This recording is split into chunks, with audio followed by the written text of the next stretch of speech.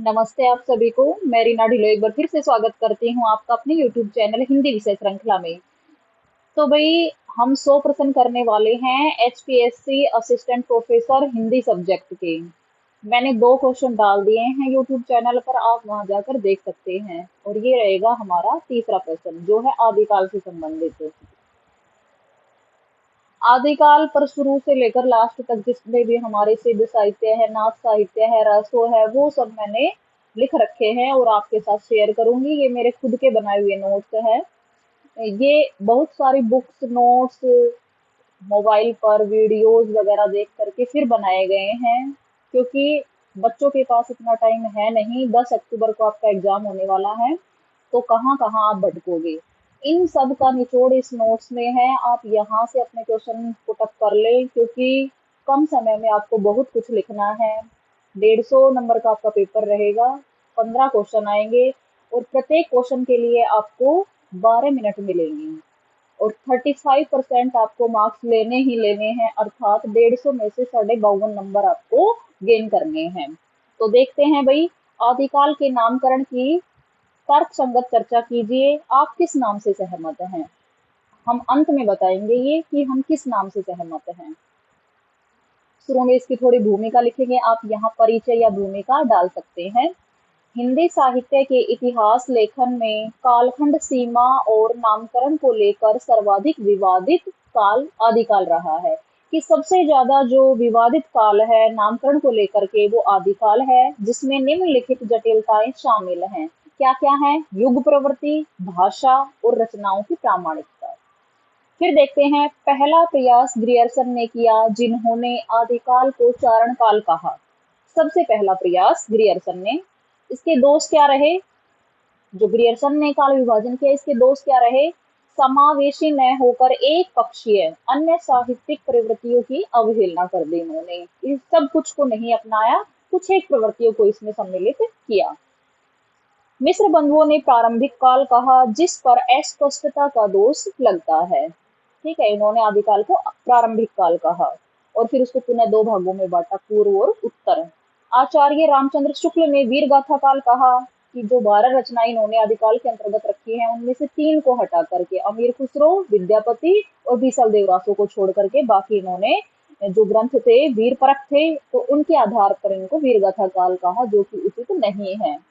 काल विशेष की 12 रचनाओं के आधार पर और इन्होंने विधेयवादी दृष्टि अपनाई। विधेयवादी दृष्टि थी तेन नामक विद्वान की, जो फ्रेंच भाषा में लिखता था। इसके दोष क्या रहे? समावेशी दृष्टि का अभाव रहा। विद्यापति और अमीर खुसरो जैसे कवि छूट जाते हैं। अगला हम जो रामचंद्र शुक्ल के एक कोटेशन डालेंगे, क्योंकि इससे हमें पता चलता है कि अपने उत्तर को हम प्रामाणिक किस तरह से बनाएं। इनमें से अंतिम 2 और बीसल देव रासो को छोड़कर से सभी ग्रंथ वीर गाथात्मक हैं, अतः आदिकाल का नाम वीर गाथा काल ही रखा जा सकता है। ये शुक्ल का मत है, ना कि हम इससे सहमत हैं। फिर देखते हैं, आचार्य हजारी प्रसाद द्विवेदी ने इस काल को आदिकाल कहा। ये नाम सबने सही माना है और सर्वसम्मति से आचार्य शुक्ल और आचार्य हजारी प्रसाद द्विवेदी के नामकरण को ही आगे आने वाले विद्वानों ने फॉलो किया है।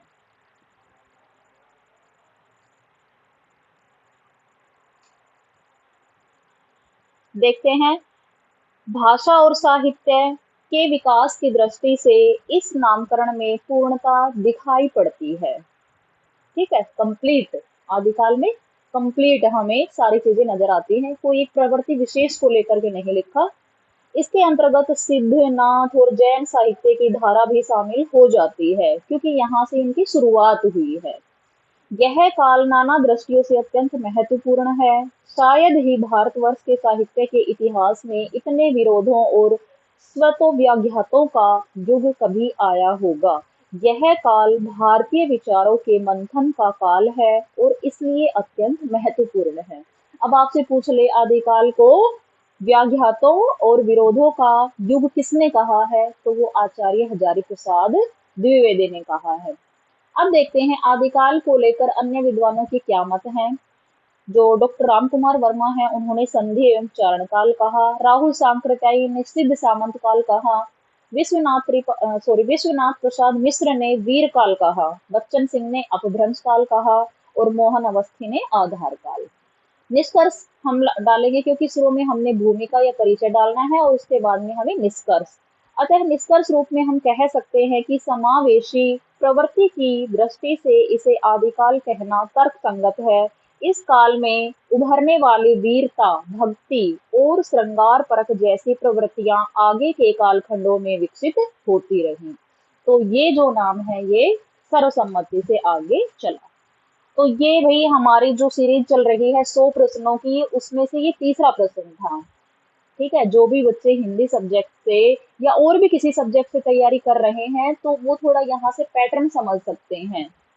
जो अन्य सब्जेक्ट वाले हैं वो थोड़ा पैटर्न समझ सकते हैं कि किस तरीके से हमें आंसर राइटिंग करनी है, कितने पेज में करनी है, क्योंकि वहां आपको ऐसे 2 खड़े पेज मिलने वाले हैं। तो जो ये अगर आप चारों पेज भर के आते हैं, जैसे कि वन साइड ये इधर हो गया, वन साइड इधर, वन, तो ये 4 साइड हो गई। अगर आप चारों साइड भर के आते हैं तो 60 पेज आप 3 घंटे में कभी भी नहीं भर सकते। आप प्रैक्टिस कीजिए कि आप केवल 3 जो पेज हैं उनमें खुले खुले लिख करके अपनी बात को कंप्लीट कर पाए, क्योंकि बहुत सारी रामायण तो सब लिख सकते हैं लेकिन कम शब्दों में अपनी बात को कहना वो बहुत कम लोग कर पाते हैं। तो केवल आप 3.5 पेज में अपना उत्तर है वो खत्म कर दीजिए। 4 पेज भरने की आपको आवश्यकता है नहीं। और उसमें भी आपको लाइन मिलेंगे, इधर हाशिया मिलेगा, थोड़ा इधर, जैसे ये लाइन मैंने डाल रखी है, सेम आपको ऐसे ही पेज मिलेंगे। ऊपर आपको प्रश्न लिखा मिलेगा, क्वेश्चन पेपर भी मिलेगा, परंतु प्रश्न भी आपको लिखा मिलेगा। तो ये हमारा तीसरा प्रश्न भी कंप्लीट होता है, अर्थात जो तीसरी कक्षा है हमारी वो भी कंप्लीट होती है आदिकाल की शुरुआत के साथ। इसके आगे हम जो सिद्ध साहित्य है, नाथ साहित्य है, आदिकाल की प्रवृत्तियां हैं, वो सारे प्रश्न करने वाले हैं और जो आदिकाल के प्रमुख कवि हैं वो भी हम करेंगे। तो आपको और कहीं भटकने की आवश्यकता है नहीं। आशा करती हूँ आपको क्वेश्चन अच्छे लग रहे होंगे, समझ में भी आ रहे होंगे, और अच्छे लग रहे हैं, समझ में आ रहे हैं तो आप वीडियो को लाइक और चैनल को सब्सक्राइब कर दीजिएगा। धन्यवाद।